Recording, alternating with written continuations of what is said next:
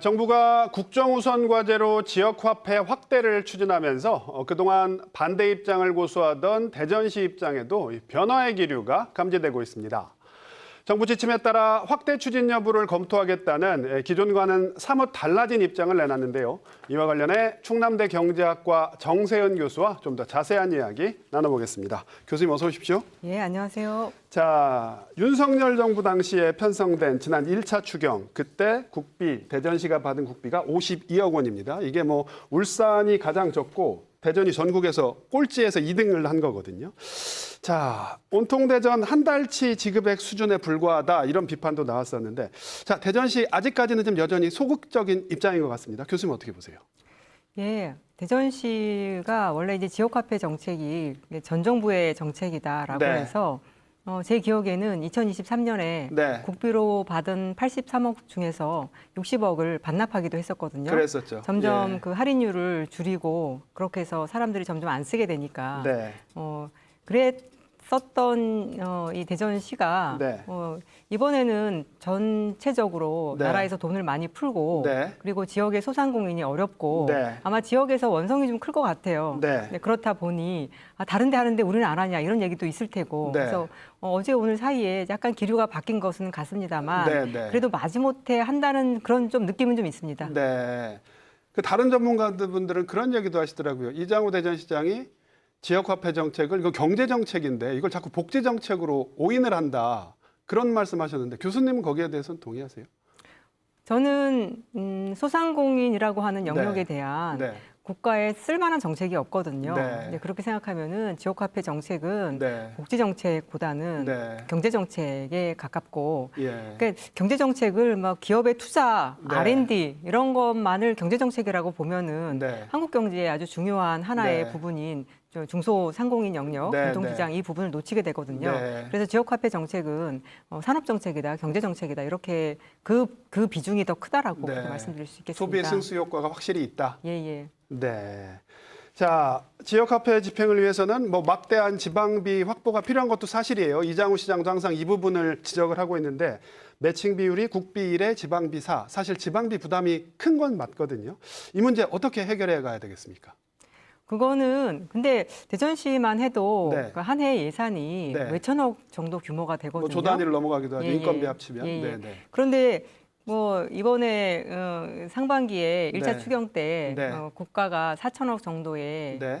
이 지역화폐 정책에서 우리 대전시가 자체적으로 쓴 돈이 네. 뭐 140억 네, 뭐 네, 이 정도이기 때문에 네, 네, 네. 사실은 전체 예산 규모에 비하면은 네. 그렇게 부담 있거나 그런 건 저는 절대 아니라고 생각해요. 네. 그래서 이게 지방비가 많이 들기 때문에 어려운 정책이다. 네. 그거는 대전시가 가용하는 전체 예산을 좀 생각해야 네. 되고 그다음에 이것으로 인한 혜택은 사실은 소비는 즉각 반응이 오거든요. 네, 네. 거기다가 뭐 이거를 해외 명품을 산다거나 아니면 네. 해외 여행을 간다거나 이렇게 쓰는 네. 것이 아니고 딱 지역에 쓰기 때문에 네. 이를 쓰면 일만큼 효과가 날 정도로 이거는 네. 소비 효과가 좋거든요. 네. 그렇게 생각하면은 이것만큼 경제를 지역 경제를 살리는 정책은 없다라고 생각하면 네, 네. 여기에 대해서 지방비가 부족하다 이렇게 할 일은 뭐 이렇게 네. 부정적인 측면에 대해서 과도하게 우려할 필요는 없을 것 같습니다.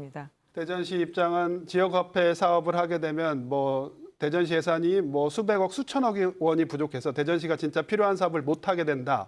항상 그렇게 주장을 했는데 교수님 보실 때 그건 아니다 이 말씀이신가요? 그건 아니죠. 네. 그리고 지금 당장 이 내수 경제 악화된 내수 경제를 살릴 만한 다른 네. 뭐 뾰족한 수단이 없어요. 네. 이 대전 이장우 시장은 계속해서 큰 개발 사업 이제 이런 네. 것들을 추구해 왔는데 네. 사실 성과도 그다지 없는 것이고 네. 점점점 지역 그 경제가 악화되는데 그 다른 대책을 내지 못하면서 네. 여기 돈을 조금 더 들이면 네. 훨씬 잘할 수 있는 이런 정책에 대해서 비판적인 입장을 예. 보이는 거는 그다지 네. 아이디어 없으면서 비판적인 입장만 견지하는 네. 그런 정책이라고 보여집니다. 뭐 대전시가 사실 이렇게 부담이 크다, 지방비가 부족하다 이렇게 얘기를 하니까 일부 전문가들은 그러면 일부 복지 예산을 좀 전용해서라도 예산을 늘려라. 국비 매칭한 국비는 받아야 되는 거 아니냐. 이런 의견 내놓으시는 분들도 계시거든요. 교수님 어떻게 보세요? 글쎄요. 복지 예산을 지역 네. 화폐로 주는 거는 나쁜 네. 것 같진 않아요. 네. 근데 복지를 줄여서 네. 지역 화폐 예산에 써라. 그거는 저는 아니라고 생각합니다. 네. 이거는 하나의 경제 정책이라고 생각한다면 네. 우리가 아껴야 될 다른 부분이 있고 네.